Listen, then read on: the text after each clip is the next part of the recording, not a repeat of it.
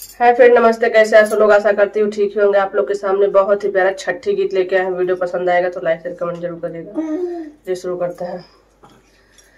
गंगा माई के झीला मिला पनिया, नैया लागेला से, नैया लागेला सेवा से हो, नैया बैठेले शंकर जी संग पार्वती देई के साथ, संग पार्वती देई के साथ गोदिया में बैठेले गणेश जी, बोले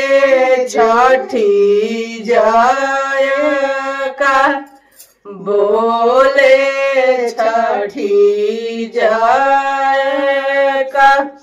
गंगा माई के झीला मिला पनिया, नैया लागेला से, नैया लागेला सेवा से हो, नैया बैठेले कावन सिंह संगरी ना देई के साथ, संगरी ना देई के साथ गोदिया में बैठेले विवेक बाबू, बोले छठी जय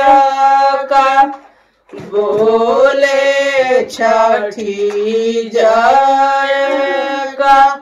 गोदिया में बैठेले, गोदिया में बैठेले कावन बाबू, बोले छठी जय का, बोले छठी जय का।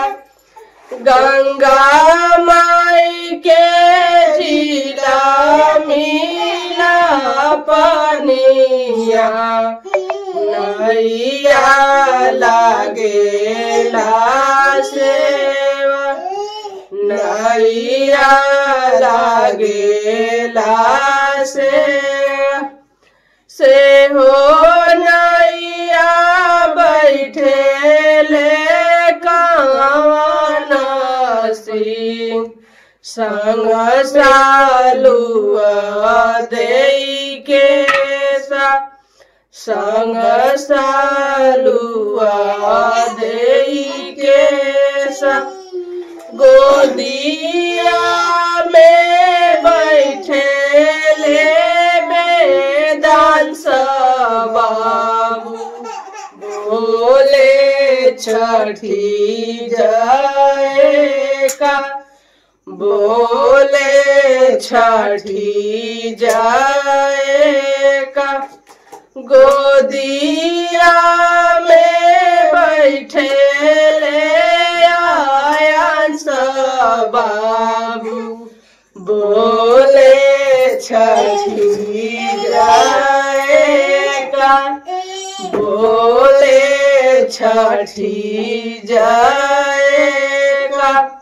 गंगा माई के झीला मिला पनिया, नैया लागेला माला, नैया खेवेला माला। वीडियो पसंद आए तो लाइक शेयर कमेंट जरूर करिएगा। जय माता दी, जय छठी मैया। कमेंट में छठी माता जरूर लिखिएगा। जय छठी मैया।